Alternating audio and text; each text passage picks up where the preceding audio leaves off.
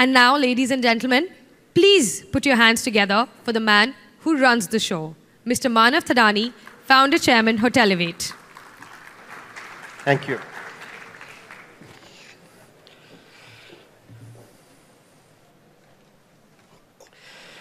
Good afternoon, everyone,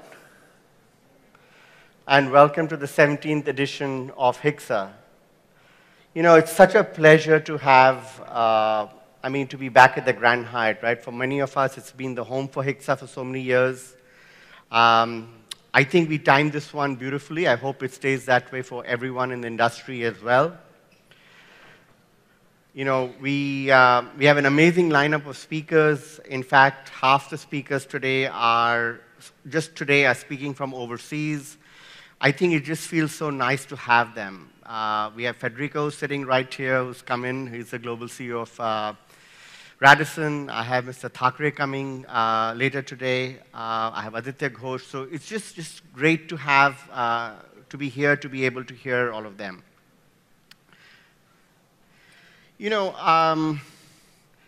while we are all here, I think, and why we've entered the new fiscal, I think I'm reminded again of how much has changed in the last 2 years, right? During the past 2 years, starting with the initial shock of COVID back in February, March of 2020, you know, we've had to adapt our businesses, our personal lives.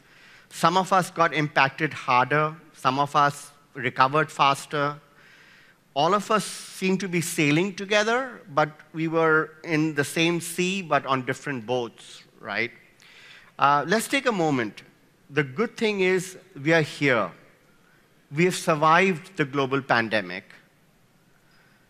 We have come out to be more resilient, harder, better, faster, stronger, and possibly, and I say possibly, we have evaded World War III, and I hope it stays that way. In fact, I'm not going to go into numbers because I think I have Jesper from STR who's speaking next, and he's going to talk about what's happening about hotel performances across the region. But let me tell you that, I mean, this hotel itself is 20 rooms negative tonight. The whole of Bombay is sold out. Room rates, if at all are available, are running at 20,000. I'm talking about unbranded hotels in Juhu that are charging 20,000 tonight. And it's been like this yesterday. It's going to be like this for the rest of the week. It's probably going to be like this for the next month and a half. And this is not just the story of Bombay. Yes, maybe Bangalore's not doing too well, but comparatively to Delhi. But let me tell you, all the urban locations are coming back strong. And even IT has not even fully come back to office. So it just tells us the depth of the market that is there. And I'm not going to go into the leisure segments because the leisure segments are doing well. We all know that. So that's something that's not going to change. I do want to, you know, we're here. Let me see. Yeah. I want to take a moment. You know, Hotelivate could not have done HICSA this year if it hadn't been for the support of some of the people who were there for us when we needed it most. And I want to start with IHCL and Puneet, who's, I don't think he's here today. You know, what they did for us to help us organize the event in September is absolutely amazing. Not only did their hotel do an amazing job, but they provided us support like no one else has done. And we wouldn't be here doing the HICSA if it hadn't been for that. And not just them, but you know, whether it was Zubin at Radisson or Sudeep at IHG or Nikhil at Wyndham or Anurag at Leela, Vikram Oberoi, who not only supported the conference, but also provided us assignments during that period. So really very, very grateful to all of them. And of course, MMT, who's also here, who is our award partner for the night. But again, you know, apart from our friends in the industry, I want to also thank my colleagues at Hotelivate. We learned to be more resilient. You know, we survived. We didn't have revenues. We went through pay cuts. We went through a month of no pay, which, by the way, we are paying this month. But, you know, something that we said we had set up a target, and we said if we can do HICSA, we will go back. So we are one of the smaller companies that is being able to go back and pay whatever we had cut. So we're very proud of that. My team doesn't know that, so I'm sure some of them are happy that there's an additional bonus check coming for them. You know, for me personally, I think I learned to slow down a bit, right? I became more present. I was much more grateful for the small things that we had. I was much more content with less. As a family, we were happy that we didn't get COVID, touch wood, and you know, at the core of happiness is perhaps that I was eating healthier. I was going to the gym. I've realized I've lost a few inches on the waistline, and I'm now struggling with my wardrobe, so I get to go buy some new clothes. Perhaps that's what encouraged me to create a theme called Harder, Better, Faster, Stronger. We even managed to get a theme partner, Life Fitness, for that. So, you know, as Shreya was here, please download the app. It'll help you vote online. It will help you vote for the Hotel of the Year awards.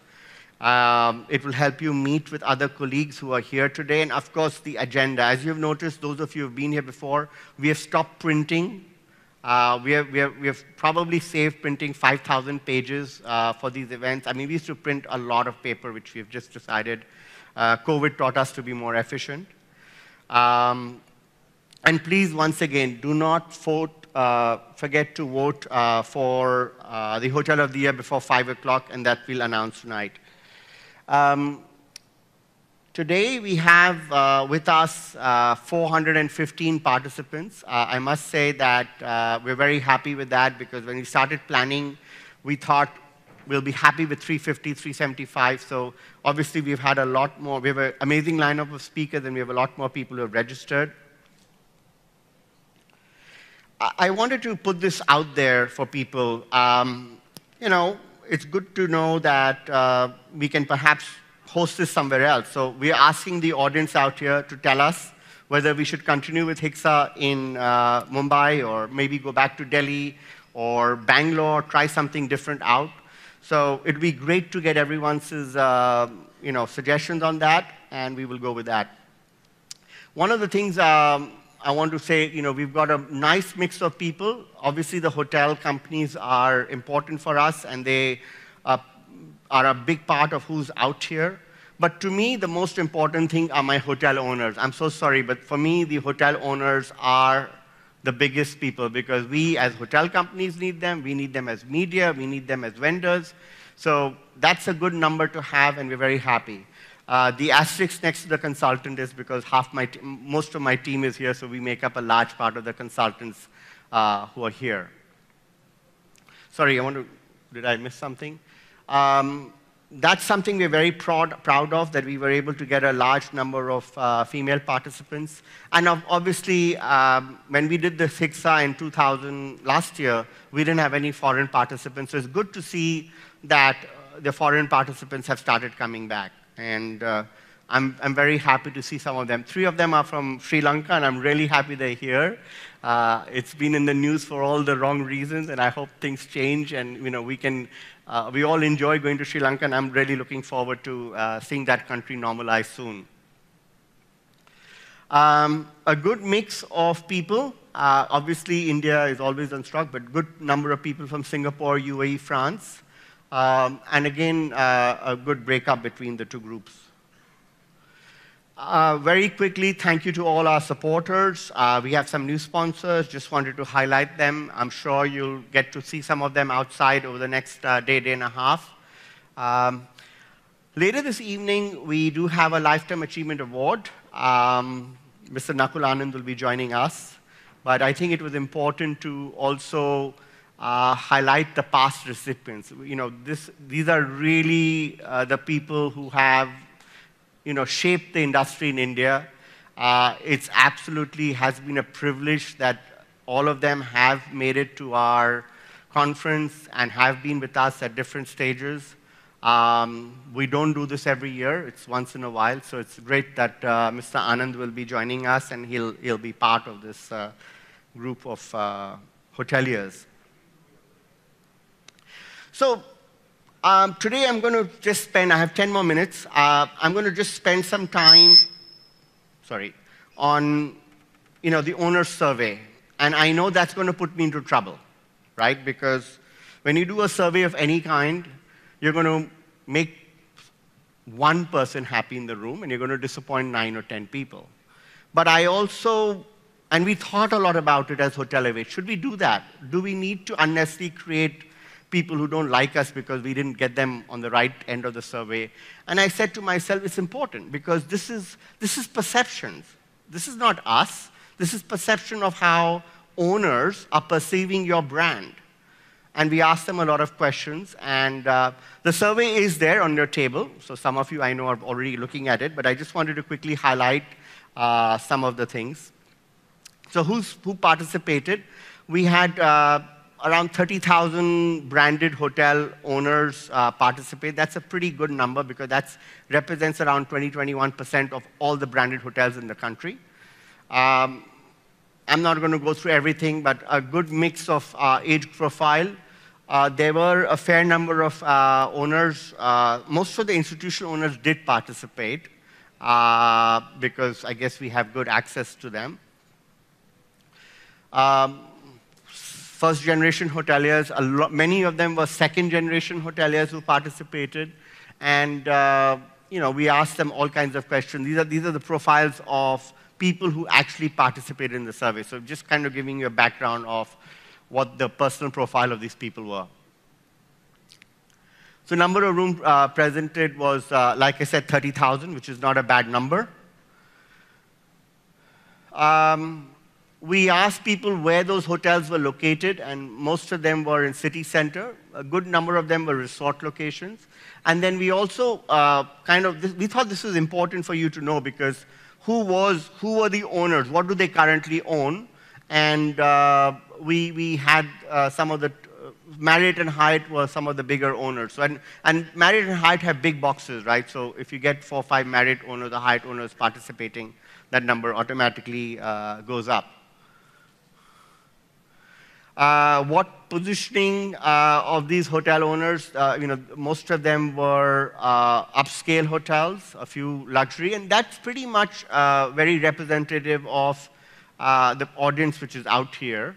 87% of the hotels were branded, 13% of them were unbranded, so there was some representation from the unbranded segment as well. Some of the concerns, this survey was done in January, February, so I think it's important to look at it in that context, that these were some of the sentiments of issues that were raised by the owners. Obviously, if you're sitting in Bombay, low demand and occupancy is not your problem anymore, neither is ADR and revenue. So I'm not too sure how relevant this was, because things have really changed and changed at such a fast pace, right? No one could have predicted what is happening this week or this month in Bombay or in some of the cities if you were talking to them 8 weeks ago. So that's something which is thing. I think this slide should bring a smile to all the hotel owner brands, at least, right? So most people thought that brands do add value to the hotel. So that's something good to know, that most of your owners like you. 71% of them actually were very happy during the last year and a half with the performance and how you manage their hotels. Again, a good thing, a pat on the back for all the brands, because I think you came out looking pretty good. And these are difficult times for everyone, so it's really important to look at that. There were a few, 10% who were somewhat dissatisfied, extremely dissatisfied, but I think overall people were happy. This is interesting, and this is interesting for international operators to look at, right? And you need to sometimes think why. Because 2016, when we did this, clearly the international brands were the hot favorite. And things have changed in the last 2-3 years, right? Today, the domestic brands are seen as being much more resilient. Even when we're doing operator search, people are now willing to go and talk a lot more to the domestic operators. So there's a huge change that is happening, or we have seen that happening. And I'm not too sure if it is related to how, I mean, I'm not too sure, I don't think so it's related, but whether it was the international brands that let go a lot of people during this period, but I don't think so that had an impact with owners, or was it some other reason, or is it that the local domestic brands have become better at marketing themselves to owners? So this is something which we found was pretty interesting. We're only showing the top 3 most preferred international brands and the most preferred domestic brands. We also we combined everything and wanted to look at the most preferred F&B brands, because F&B is such a driver of business at hotels. And obviously, we've had a few brands that have gone up and a few brands that have come down. And some of the brands have remained steady or are new entrants in this list because they don't have a number at the top showing they've gone up or down. What else? We also decided to let's look at some of the new type of hotel products that are coming in there, right? So you have a lot of new brands coming in, which are boutique, luxury. We kind of combine them together. And then we also said, let's look at some of the homestay brands as to how people are rating them. We didn't have too many owners who own these products participating. In fact, probably we didn't have any. But I think this is, again, perception of what the industry or what the owners are thinking about these brands. This slide was to talk about what's still the preferred way of engaging with the brands. And management contract still happens to be the most preferred thing. Franchise is always been there. It's 27. And then franchising with a third-party operator is something that is also growing in the market.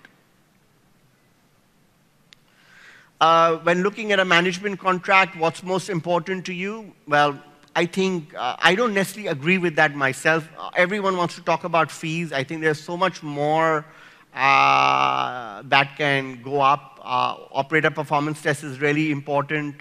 Terms of contracts is important. Again, this is perception of the owners of what they like and not. Good news from, as a consultant, good news from a brand point of view. 73% of the audience who voted are still planning to invest in the hotel sector. So we will all come back to HICSA next year and every year after that, because 73% of you are at least coming back. Where are you going to invest? So we see a large part of the audience that participated investing into potentially upscale hotels. And then, of course, a very large new percentage of people are willing to do into boutique and what we call homestays. This wasn't there earlier. This is something that we are seeing a new trend. It's probably a direct impact of COVID. Again, we kind of similar questions asked in a different manner. Where would they want to invest in? So I'm not going to. Would you prefer to build, buy? I found that interesting that still a lot of people want to build assets as opposed to buying, and I think that's to do with the valuations in the market. We talk about distressed assets, but we can never find distressed assets in India, right? And that's a global phenomenon, right? I mean, there are very few distressed assets, and unfortunately, unfortunately, but that's the situation. A lot of people prefer using debt as the source of main funding for their hotels. Not the best thing, but that's the nature of the business. For your next hotel, which would you prefer? Again, same thing, sign up with a brand, management contract, 3 and 10% of the hotels owners say they want to get a third party involved. 30%, I thought that number was very high. 30% of the people who are saying they want to be independent as opposed to tying up with any brand. So that was, again, an interesting thing. And finally, I think the important thing was, do they want to look at leisure or business? And 67% of the participants who were there said that they would rather do leisure. So I'm sure you have the survey in front of you. You'll get a good chance to go through it. I hope you have a great day, day and a half. I look forward to seeing some of you over the course of the 2 days. Thank you so much, everyone.